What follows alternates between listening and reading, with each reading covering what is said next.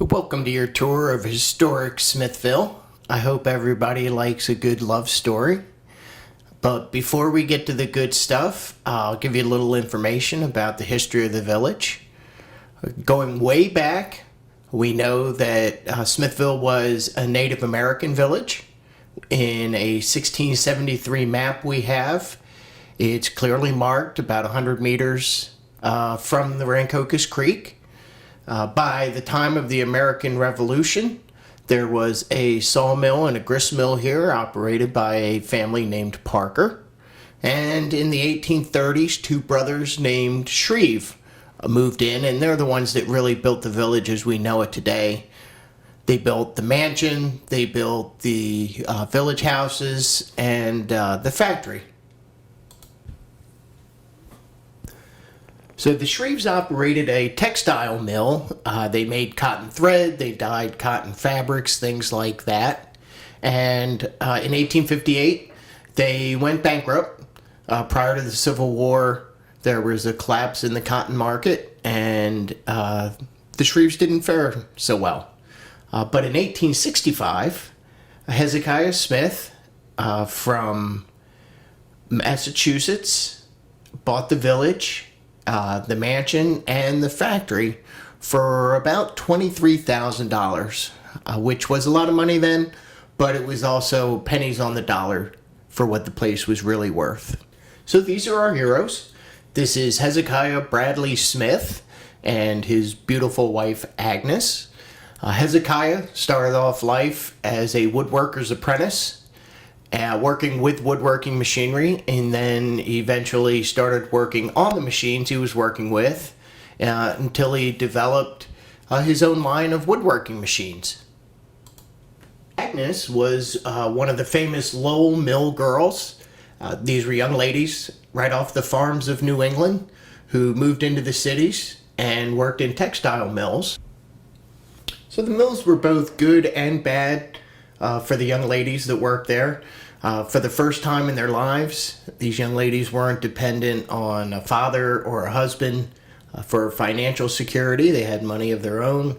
There were intellectual endeavors they could partake in the cities. They could go to lecture halls, concert halls. There were newspapers, libraries, all kinds of things they could do in the cities that they would have never got a chance to do on the farms. And Agnes, for her part, made the best of it. She apparently went to finishing school somewhere up in Lowell and eventually started working for Hezekiah in his office. And then she eventually made it to Philadelphia, where she attended medical school. And this wasn't very common in the time. And she graduated from medical school in Philadelphia in 1863 and moved back to Lowell with Hezekiah. Well, eventually, Hezekiah wanted to expand his machine building business, and he could tell that Lowell wasn't the place to do it. So he scouted out a location, eventually found Shreveville, and he and Agnes and a bunch of other guys from Lowell came down here and moved in. It was November of 1865 when they first moved into the village, and it was a very different place then. There were houses on the north side of Maple Avenue, 3-story brick duplexes, and there were also row of houses on the south side of Maple Avenue. Agnes felt the village was a little crowded, so she had most of the houses on the south side of Maple Avenue torn down.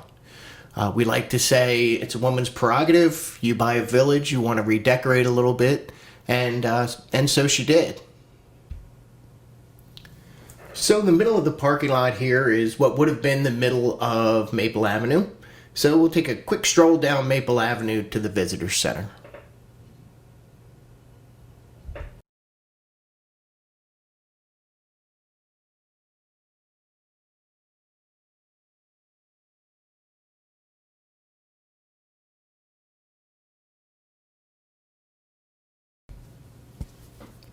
So the Visitor Center is actually one of the older buildings here at Smithville. It actually predates the mansion by roughly 10 years. And it was built by the Shreves. and it's really a wonderful house. So you're looking at the back of a couple of houses on Park Avenue, and these houses were built by the Smiths between 1865 and 1870, and they replaced houses that were previously on the site that were built by the Shreves.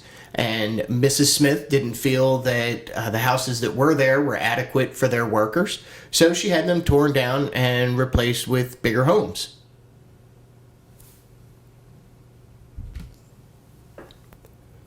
So this is beautiful Park Avenue as it looks today, and also a photograph of the way it looked probably in the early part of the 20th century, not exactly sure. And as we stroll down Park Avenue, here on the left is the park's office, and you see it's a duplex, and it's one of the larger houses here at Smithville.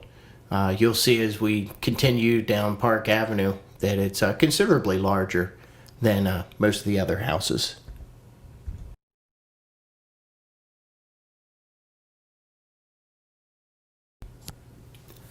This is the Workers' House Gallery, and it's furnished kind of like it would have been back in the 1870s, and it also hosts art shows. So there's always a rotating art show going on there.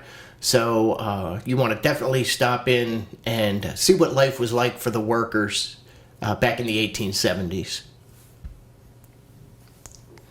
And right next door is the Underground Railroad Museum of Burlington County, which is wonderfully done. It's run by Louise Calloway and some volunteers. And if you haven't been in there yet, you should certainly get in there as soon as you can. It's a wonderful, wonderful place. Great place to learn the history of the Underground Railroad, which was really prevalent here in Burlington County. Mostly because of a guy named William Still, who was known as the father of the Underground Railroad. And William Still was born here in Burlington County, not far in Chemung Township. And by the time he was 18, 19, 20 years old, a young man, he moved to Philadelphia and got a job working in an office there as a clerk. But he was really working for the Anti-Slavery Association. And Mr. Still was incredibly brave.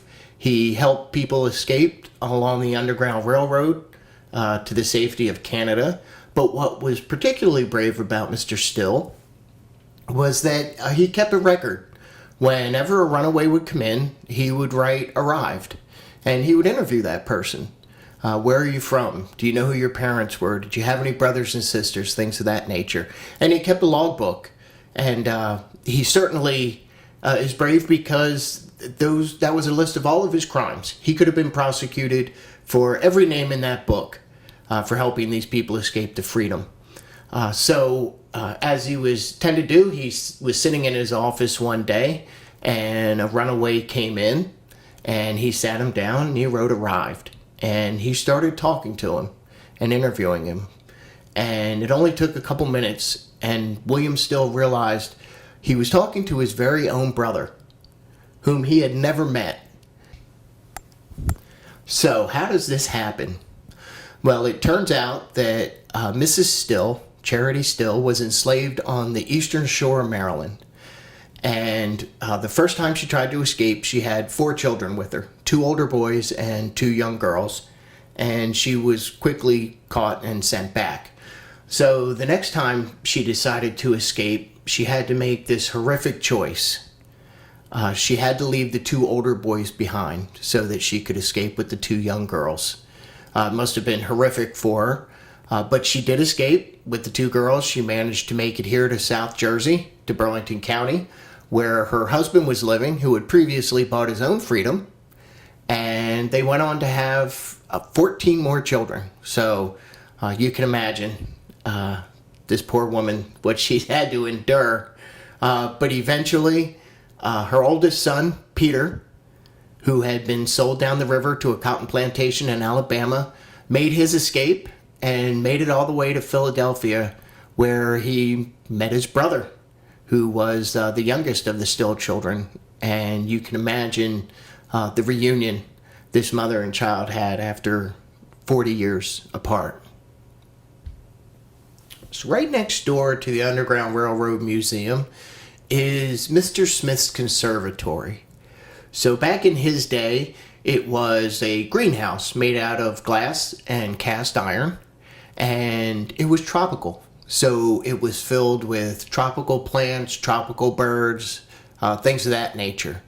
And what was really cool about this is that Mr. Smith could walk from the main part of the mansion, across this yellow corridor you see, and down the proverbial secret staircase, if you will, and then he would be on this balcony you see at the back, which is at the back of the gardener's cottage, and he'd be in his own little personal tropical paradise. And as we stroll down North River Avenue here, on your right-hand side is the bandstand. So every self-respecting industrialist who had his own village had to have his own band. And this was the home of the H.B. Smith military-style brass band. So if you're a movie fan, think about The Music Man and the brass band in that, and that's what we had here, but it was made up of the workers. And as we continue down North River, on the right-hand side, built right in here into the hill, at one time was Mechanic's House. And Mechanic's House was a dormitory for the single guys. If you were a married man and had a family, you would have lived in one of the workers' houses. But if you were an apprentice or a single mechanic, you would have lived here in Mechanic's House. And it had a dining hall, of course, and the rooms, but it was very different from what you might think. Instead of a pool hall, it had a library, and it also had an 800-seat opera house. The Smiths were trying to build this ideal industrial village, and they knew they had to make it a very special place. These guys were all trained mechanics. They could have gotten jobs anywhere. So to make it special, one of the things the Smiths implemented was an opera house where they would put on plays and shows, and it hosted dances and balls. So really the center of activity here at Smithville. There was also a general store you see here from probably sometime in the early 20th century. A great little sign of Campbell's Soup there that was around at the time. And this general store also served as the post office for a time here in Smithville. So here behind the general store was a long line of stables, and at the end of those stables, right here before you cross the Rancocas Creek, was where the bicycle railway was. That's right, the one and only, never before seen, never since repeated bicycle railroad that started here in Smithville and actually ran for 2 miles all the way to Mount Holly. And it ran down the middle of the valley of the Rancocas because it was more level. But because of the way the creek meanders, it had to cross the creek over 10 bridges before it got to Mount Holly inside of that 2 miles. It was designed by a man named Hotchkiss, who thought that maybe it was the future. And if he had had his way, who knows, maybe we'd all be connected by bicycle railroads now instead of highways. But eventually the automobile came along and supplanted any idea of that. And it only lasted a short time before it ran into financial difficulties anyway and went bankrupt. So the reason there was any industry here at all is, of course, because of the Rancocas Creek. This is the Smithville Dam. There was originally a dam placed here in the 1700s by the Parker family when they started their grist mill and sawmill, and it's been improved, it's been moved, and this is the current dam here at Smithville. So we'll cross the creek here to the factory complex, and this low brick wall you see here is what's left of the factory office. And not much left, but it was brilliantly designed by Mr. Smith, in fact, And you can see here that it uses the best source of light, natural light, by having windows on each side of a long hallway, basically. So this is what's left of the factory complex, not much left. But in its day, it must have been an incredible place to work. You can see here, there were 4-story buildings. There was an elevator that moved the machines up and down to different floors to have different work done on them. There was their own foundry here. You can see in this pictures, there was a light rail system that moved carts around the complex, men on horses. Machines were delivered about a half a mile away to the rail station where they were moved all over the world. So the Smiths employed men from all the different trades that were necessary to produce these machines. And you can see here from this picture, this group picture of the men, it's a rather motley looking crew. I hope they don't mind me saying that. And here is a picture of maybe the more distinguished group of men, the officers of the company, and Mr. Hezekiah Smith right there in the middle with the big gray beard. And we'll continue through the factory complex, more ruins there on your left, and we'll get to the bottom of what made this place work, right across this bridge.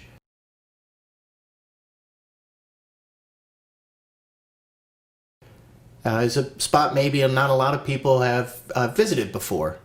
And this sign actually explains the benefit of working with water power, and how, of course, the dam would dam up the Rancocas Creek and push the water back into the mill pond, which is now Smithville Lake.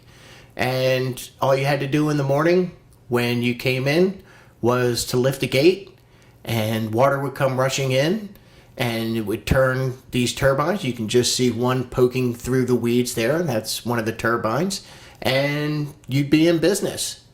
And of course, nobody, or very few people, probably realize that a lot of that stuff is still there when they visit Smithville Lake. And one of the great things about Smithville is the natural beauty. This blue heron, I just happened to catch on film, gets up and flies away and then disappears into the lily pads, which makes them great fishermen, I suppose.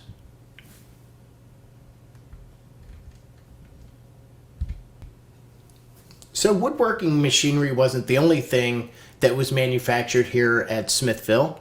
In fact, Mr. Smith produced bicycles.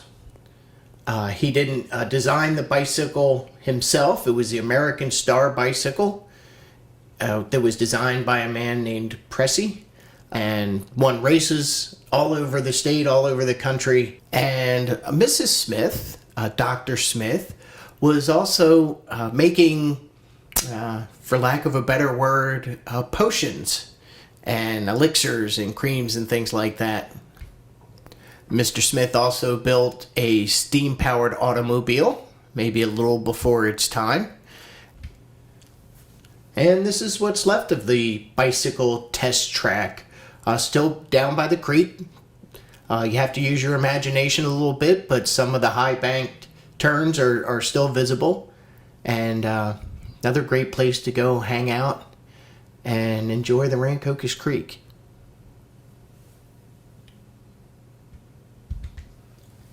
But it wasn't all business for the Smiths. They, of course, needed somewhere to live, and since they were a couple of considerable means, they expanded the mansion to suit their needs. When the Shreves built the mansion, it was just the main part of the house you see there, with the center hallway and a kitchen off to the left, and the Smiths expanded on that, growing the mansion considerably. This is really a great shot of the formal gardens here at Smithville. In Mr. Smith's day, he had a gardener from Alsace in France named Fritzy Gazelle. And today we have a guy named Steve. So if you like the way this place looks, then you like Steve. And it's a paradise for us today. On any given weekend, you can come and see pictures being taken by photographers, wedding pictures, engagement photos, family photos. It really, really is a beautiful spot to come and visit.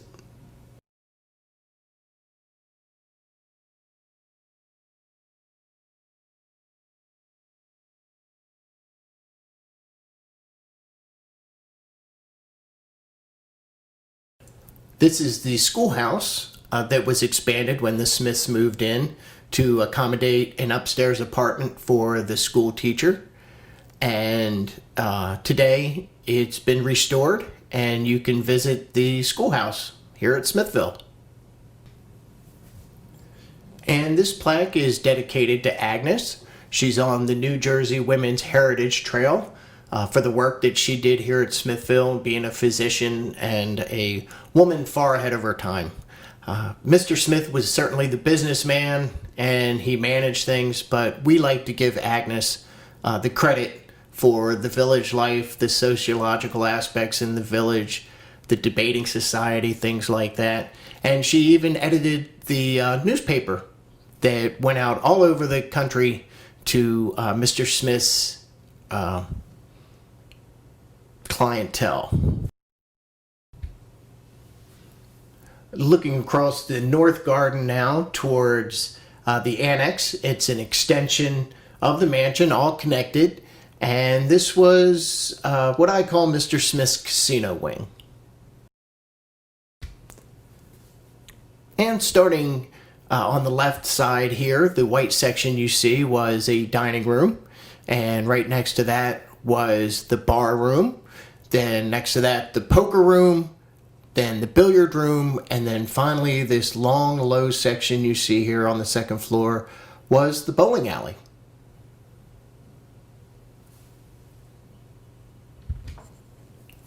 So Mr. Smith was a nature lover, and what do nature lovers do?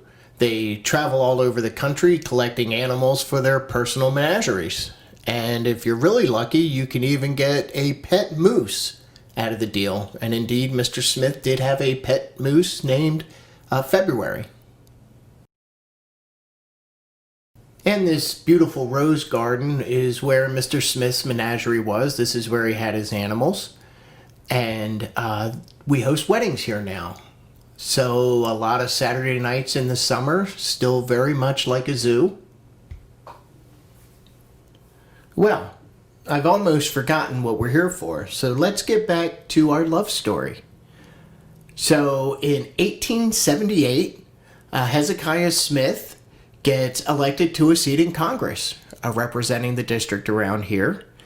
And tragically, sadly, every good love story has a tragic end, of course. Before he even finishes that term in Congress, poor Agnes dies. Only 43 years old, terribly young. And Mr. Smith is devastated. He writes in his journal, attended the funeral of my wife today. Expect no more happiness in this world. So he was certainly devastated. And in fact, he commissioned a marble statue of Agnes and placed it in the south garden in one of her favorite spots where she liked to go and read near the farm complex. So yeah, he was devastated. But before Agnes passes away, shortly after Mr. Smith is elected, there's an article in a Springfield, Massachusetts Republican newspaper about Mr. Smith. And the headline reads, "A Congressman's Predicament. One wife in New Jersey, one wife in Vermont." Yeah, so we try not to justify Mr. Smith's actions and how he behaved, but there is an explanation. So, as a young man growing up in Woodstock, Vermont, Mr. Smith and his girlfriend, a young lady named Eveline Verona English, find themselves in the family way, and they run off and get married. And they go to Manchester, New Hampshire, where Hezekiah sets up his machining business, and they're only there a short time, and there's a scarlet fever epidemic. So Mrs. Smith, fearing for the health of their newborn daughter, moves back to Woodstock, Vermont, and the two never live together again as husband and wife. They did manage to have more children, so there were certainly some visits. But eventually, Hezekiah Smith moves his business to Lowell, Massachusetts, meets the very beautiful Agnes, and the two fall in love. Hezekiah goes back to Eveline to ask for a divorce, and she declines. They're already not living together, so she has no reason to divorce him. So he kind of takes matters into his own hands. He asks for any correspondence they've had over the years and disposes of it in the parlor stove. He goes to his sister's house, retrieves the family Bible, and surgically extricates any mention of his wife and children from the family Bible, and considers himself divorced. He goes and marries Agnes, and then the two of them start their new life here in Burlington County, New Jersey. And we probably would have never learned of it if Mr. Smith hadn't gotten elected to that seat in Congress. So what happens? Agnes passes away, and Mr. Smith carries on for about another 10 years, and then he passes away of old age. Did I mention that he might have been a little bit older than Agnes? Well, it's only 23 years. It's hardly worth mentioning. But anyway, Mr. Smith passes away, and then what we have is a 10-year-long court battle between Mr. Smith's eldest son, Elton Smith, and the officers of the company here at Smithville. So after 10 years, the courts find in favor of the Smith family, and Elton Smith comes here to Smithville to claim his prize. And one of the first things he does is he orders a team of men from the factory into the south garden of the mansion, and he has the statue dedicated to Agnes demolished, pulverized, and thrown into the Rancocas Creek. He may be a little bitter, perhaps, but he's not done yet. He then goes to St. Andrew's Episcopal Cemetery on Pine Street in Mount Holly. And yes, he's going to disinter his father and move him back to Vermont, where his mother has since died, and have the two of them buried together. Well, the men go into the cemetery and they start digging, and they only have to dig for a little while. And they quickly realize that Mr. Smith has entombed himself in concrete and a lattice work of iron so that he can never be removed. And that's where our story ends. The two of them, Agnes and Hezekiah, still together in St. Andrew's Cemetery.